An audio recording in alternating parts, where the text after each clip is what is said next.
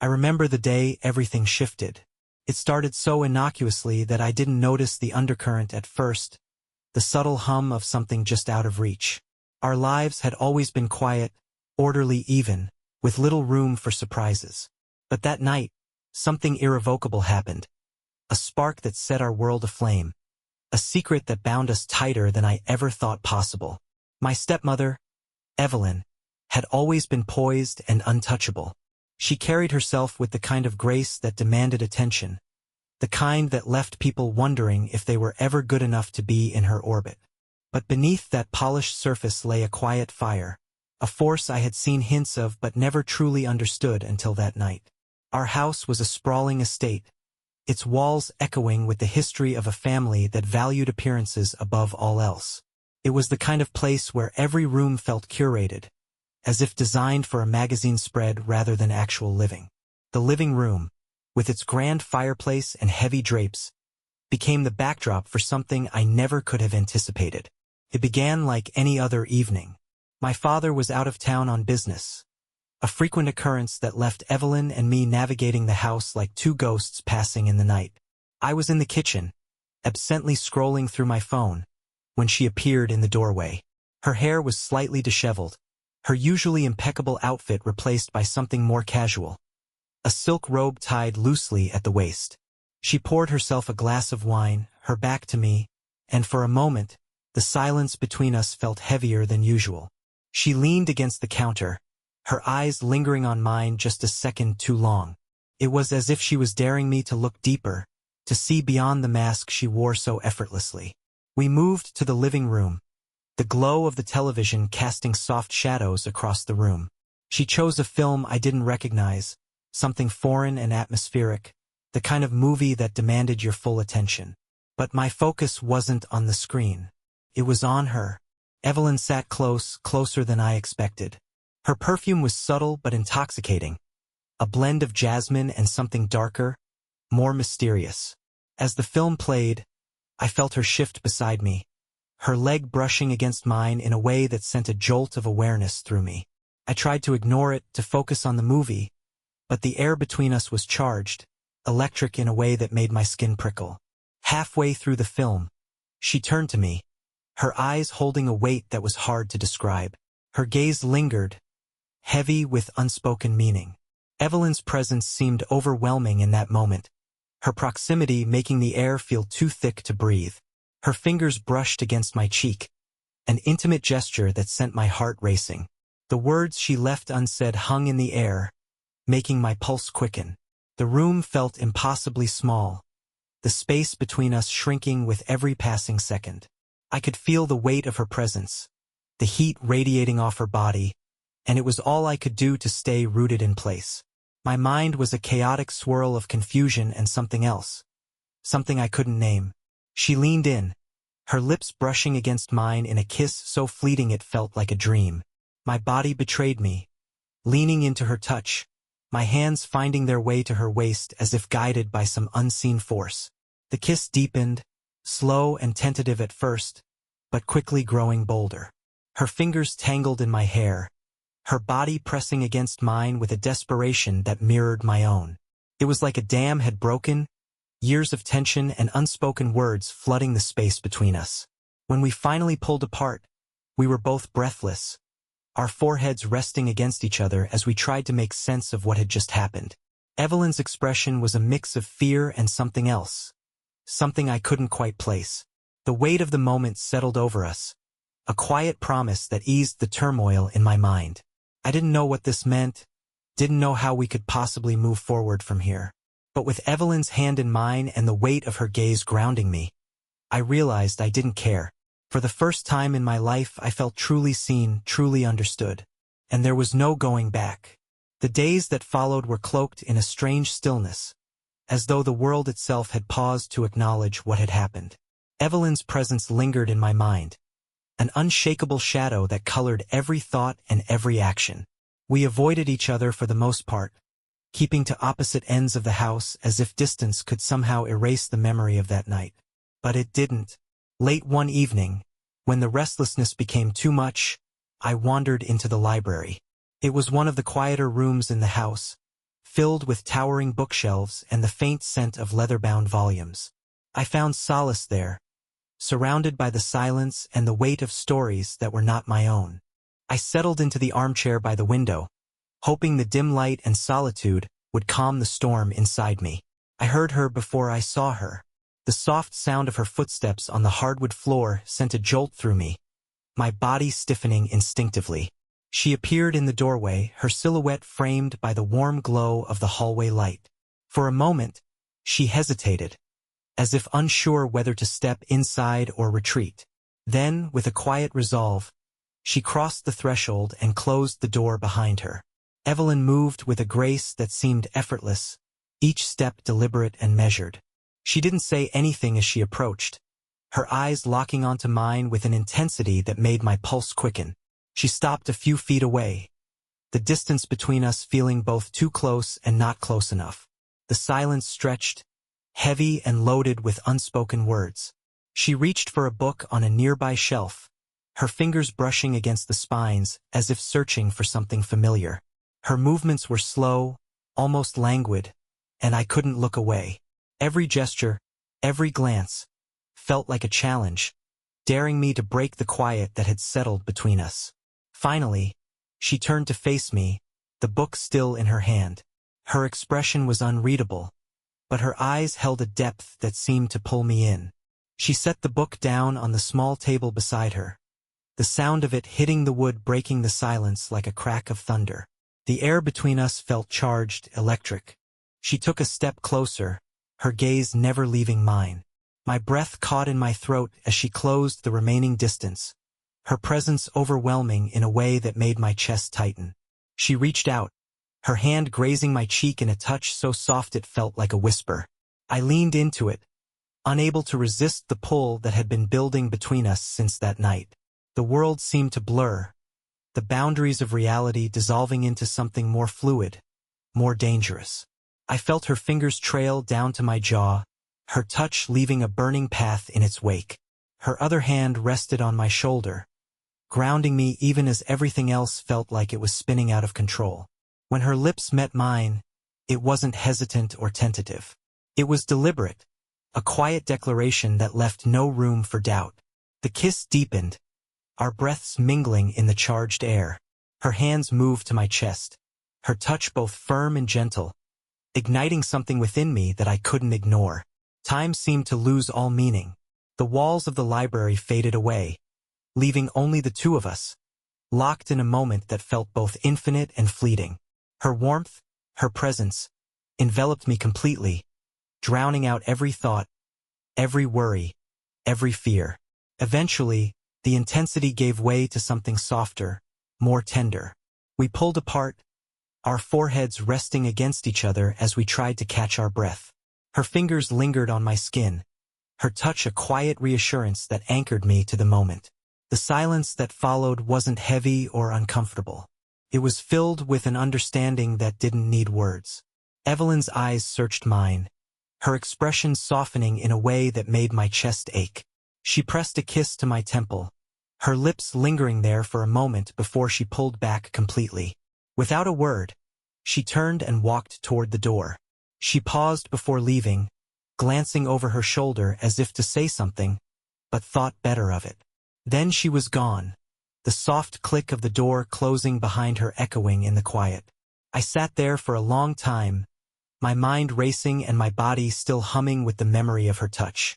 The library felt different now, its silence more profound, its shadows deeper. I knew nothing would ever be the same again, that the line we had crossed couldn't be uncrossed. But in that moment I didn't care. All I could think about was the way she had looked at me, the way her touch had made me feel alive in a way I never had before. And as I sat there, alone in the quiet of the library, I realized I didn't want to go back to the way things were. The tension between us did not dissipate after that night in the library. If anything, it intensified, coiling tightly around every interaction, every glance, every accidental touch. The house, vast as it was, began to feel small, its walls closing in on the secret we now shared. Every room carried echoes of what had passed, shadows of moments we couldn't erase. And, deep down, didn't want to. Evelyn and I avoided direct confrontations, but the air between us was thick with unspoken words and stolen glances. The simplest interactions, her passing me a dish at breakfast, the way her hand would brush mine as we both reached for the same glass, felt charged, electrified by a connection we couldn't deny. I began to notice the smallest details about her, things that had once gone unnoticed. The way the sunlight caught in her hair as she stood by the window, the faint scent of her perfume lingering in a room after she'd left, the sound of her soft hums as she worked in the garden. Everything about her drew me in, like gravity pulling me towards something both irresistible and forbidden. One afternoon, I found myself wandering through the garden. It had become my refuge, a place where I could clear my mind, even if only temporarily. The sprawling grounds were meticulously maintained, a testament to Evelyn's attention to detail. Rows of roses and hydrangeas lined the pathways, their vibrant colors a stark contrast to the storm raging inside me. I followed the familiar trail to the small pond at the far edge of the property, its still surface reflecting the cloudless sky above. I stood there for a long time, staring into the water, my thoughts a tangled web of emotions I couldn't untangle. The sound of footsteps on the gravel path behind me broke the silence, and I turned to see Evelyn approaching. She wore a simple sundress, the fabric fluttering gently in the breeze, and for a moment, I couldn't breathe. Her presence was overwhelming, as always, and I felt the now familiar pull of her gaze. She stopped a few feet away, her hands clasped loosely in front of her. There was something different about her demeanor, a quiet intensity that made my chest tighten. She didn't speak, and neither did I. The silence between us stretched, heavy and loaded, until she took a step closer. The sunlight filtering through the trees dappled her skin, casting soft shadows across her face. She reached out, her fingers brushing against my arm, and the contact sent a shiver through me. The unspoken understanding that had lingered between us since that night in the library seemed to crystallize in that moment. She stepped even closer, her body just a breath away from mine, and I felt the heat of her presence. My pulse quickened, my breath hitching in my chest as she tilted her head slightly, her eyes searching mine with an intensity that made my knees weak. I couldn't move as she leaned in. Her lips brushed against my cheek, a feather-light touch that sent sparks racing across my skin. The kiss wasn't on my lips, but it carried the weight of something deeper, something more meaningful. When she pulled back, her eyes lingered on mine, and in that moment, everything else faded away. The world, the house, the expectations and judgments that would surely follow if anyone knew. None of it mattered. All that mattered was her. The rest of the day passed in a haze. We didn't speak of what had happened by the pond, didn't acknowledge the moment we had shared. But the bond between us felt stronger, as though the unspoken connection had solidified into something unbreakable. That night, as I lay in bed, staring at the ceiling, I couldn't stop replaying the moment in my mind. The softness of her touch, the look in her eyes, the way she had made me feel like the only person in the world who mattered. It was intoxicating and terrifying all at once. The following morning, I awoke to find a note slipped under my door.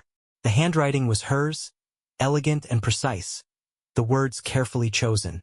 She had written only a few lines, but they carried an intensity that left me breathless. Meet me tonight. The greenhouse. Midnight. The hours leading up to midnight felt endless. I went through the motions of the day, my mind consumed by anticipation and nerves. The greenhouse was one of Evelyn's favorite places, a glass structure nestled in the corner of the garden, filled with rare plants and flowers she had cultivated over the years. It was her sanctuary, a place she rarely shared with anyone. When the clock finally struck midnight, I made my way through the darkened garden, the soft glow of the greenhouse guiding me like a beacon. The air was cool, the faint scent of blooming flowers carried on the breeze. My heart raced as I approached the door, my hand trembling slightly as I reached for the handle. She was already inside, standing amidst the lush greenery, her back to me. The soft light filtering through the glass illuminated her figure, casting a faint halo around her. She turned as I entered, her eyes meeting mine with a quiet determination that took my breath away. She didn't say a word, didn't need to. The look in her eyes said everything. As I stepped closer, the distance between us evaporated, and the tension that had been building for weeks reached its breaking point. In that moment, surrounded by the warmth of the greenhouse and the scent of blooming flowers, we surrendered to the pull that had drawn us together. The boundaries we had once known dissolved, leaving only the undeniable connection that had grown between us. When I left the greenhouse hours later, the world outside felt different. The stars above seemed brighter, the air fresher, as though the universe itself had shifted. The memory of her touch, her presence, lingered with me, a constant reminder of what we had shared. And though the path ahead was uncertain, I knew one thing for sure. There was no turning back now. The days following that night in the greenhouse were an intricate dance of stolen moments and silent confessions. The world around us continued its relentless march, oblivious to the seismic shifts that had occurred between Evelyn and me. We moved through the house like shadows, careful and deliberate, our connection hiding in plain sight, cloaked in the routines of everyday life. But every glance, every subtle touch, carried the weight of what we had become. There was an unspoken understanding between us, a mutual agreement to keep our bond concealed.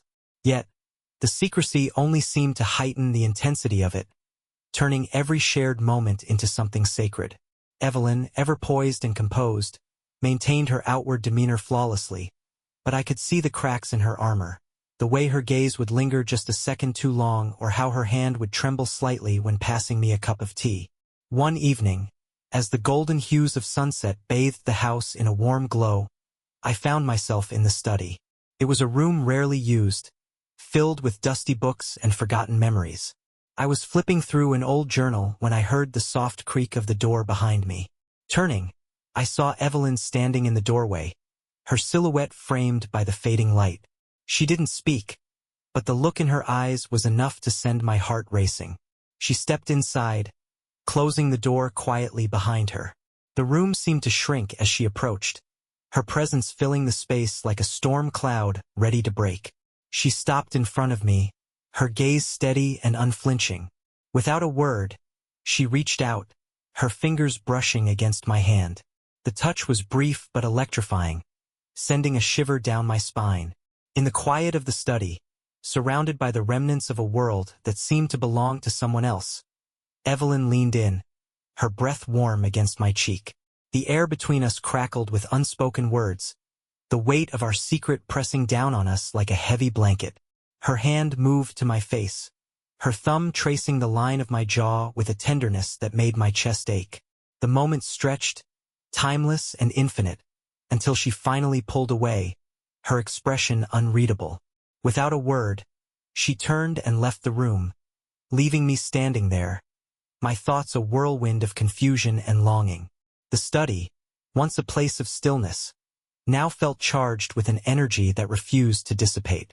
I stayed there for hours, replaying the moment in my mind, trying to decipher the meaning behind her actions. The next day, Evelyn suggested a trip to the nearby town. It was rare for us to leave the estate, but the idea of stepping outside the confines of the house felt like a breath of fresh air. We drove in silence, the hum of the engine the only sound between us. The town was bustling, its streets lined with quaint shops and cafes. It was a world removed from the one we inhabited, a place where we could pretend, if only for a little while, that things were normal. We wandered through the streets, the anonymity of the town granting us a freedom we hadn't felt in weeks.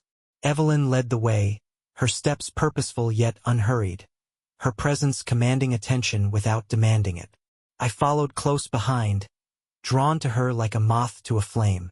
We didn't speak much, our conversations limited to idle observations and polite remarks, but the connection between us was palpable, an unspoken thread that bound us together. At one point, we stopped at a small cafe, its outdoor seating area bathed in the soft light of the afternoon sun. Evelyn ordered tea while I opted for coffee, and we sat in comfortable silence, the sounds of the town fading into the background. I watched her as she sipped her tea, her movements graceful and deliberate, her eyes flickering to mine every so often. There was a serenity about her in that moment, a quiet confidence that belied the storm raging beneath the surface. As the sun dipped lower in the sky, casting long shadows across the streets, we made our way back to the car. The drive home was quiet, the weight of the day settling over us like a heavy fog. Back at the house, we parted ways without a word, retreating to our respective corners of the estate. But even as I lay in bed that night, staring at the ceiling, I could feel her presence, a constant hum in the back of my mind. The following weeks passed in much the same way, a delicate balance of secrecy and desire. We found solace in the quiet moments, the stolen glances and fleeting touches that spoke louder than any words ever could. The world outside continued to turn, blissfully unaware of the fire that burned within the walls of the estate. But even as we navigated the treacherous waters of our relationship, I couldn't shake the feeling that something was coming. The tension between us was building, a pressure that refused to be contained. And though I didn't know what lay ahead, I knew one thing for certain. Whatever happened next would change everything. The moment I had been dreading finally arrived. It wasn't dramatic or sudden. No loud crashes, no shouts echoing through the halls. Instead, it came quietly, stealthily, like a shadow creeping through the cracks of our carefully constructed facade. The fire that had been burning between Evelyn and me was no longer a hidden ember. It had grown into something too bright, too intense to conceal. And as the days wore on, the inevitable began to unfold. It started with small things, a glance held too long in the presence of others, a touch that lingered when it should have been fleeting. The tension between us had become palpable, a force that seemed to ripple outward and brush against anyone who entered the room. I caught the faintest flickers of suspicion in the way the house staff's eyes darted between us, the subtle pauses in their movements as they passed by. The walls of the estate, once a sanctuary, now felt like they were closing in. Evelyn, ever the picture of composure, began to show cracks in her otherwise flawless exterior. Her movements became more deliberate, her silences more telling. When we crossed paths in the hallways or shared a room during dinner, the air between us was charged, as though the very house itself was holding its breath. The weight of our secret had grown too heavy, pressing down on us with a force that neither of us could ignore. One night, as the house settled into its usual quiet, Evelyn sought me out.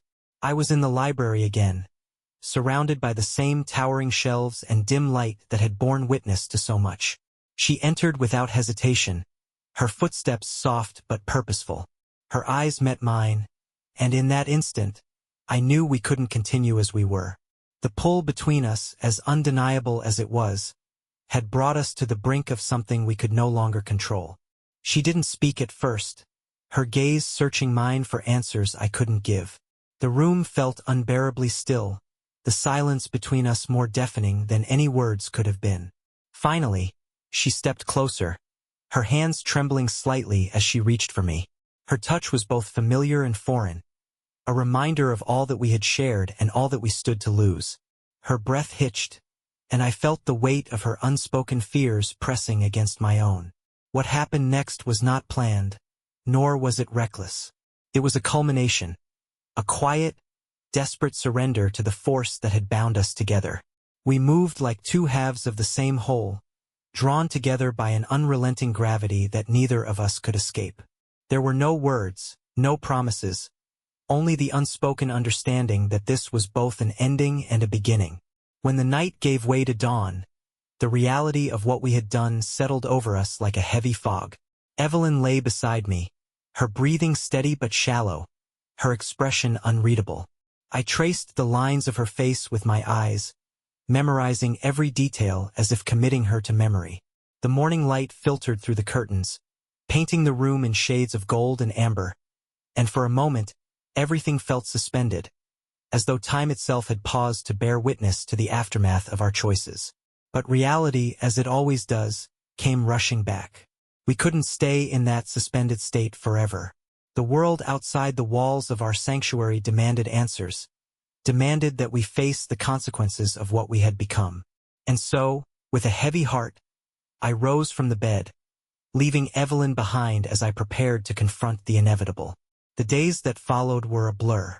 Evelyn and I navigated the aftermath with a careful precision that bordered on coldness. We spoke little, our interactions reduced to the barest necessities. The connection between us, once so vibrant and consuming, now felt fragile, as though it could shatter under the weight of our shared silence. I began to notice the strain in her eyes, the way her shoulders sagged under the invisible burden she carried. And though I longed to reach out, to offer her some semblance of comfort, I knew that doing so would only deepen the rift that had formed between us. We had crossed a line, and there was no going back. The fire that had once burned so brightly had begun to consume us, leaving behind only ash. Eventually, the decision was made. Evelyn would leave the estate for a time, under the guise of a much-needed retreat. It was a calculated move, designed to quell any lingering suspicions and allow the dust to settle. She departed early one morning, her farewell a quiet, understated affair. I watched from the window as the car pulled away, carrying her further and further from me. The emptiness she left behind was suffocating, a hollow ache that refused to be ignored. In the weeks that followed, I threw myself into the routine of the estate, desperate to fill the void she had left. But no amount of work or distraction could erase the memory of her touch, the sound of her laughter, the way she had looked at me in those stolen moments we had shared. The house, once a haven, now felt like a prison, its walls echoing with the ghost of what we had been. Life moved on as it always does. The seasons changed, the days grew shorter, and the estate settled into a new rhythm. Evelyn's absence became a part of the fabric of daily life, a constant reminder of what had been lost. But even as the world around me continued to turn, I held on to the memory of her, tucked away in the quiet corners of my mind where no one could reach. And though the fire between us had burned out, its embers remained, smoldering quietly in the depths of my heart. For all that we had endured, for all that we had sacrificed, I knew one thing for certain. She had changed me in ways I could never undo. And as I stood in the empty library, staring at the space where she had once stood, I felt a quiet resolve settle over me. This was our story, messy and imperfect, but ours nonetheless. And though it had come to an end, its echoes would linger, a testament to the connection that had defined us, however briefly, in the vast expanse of time.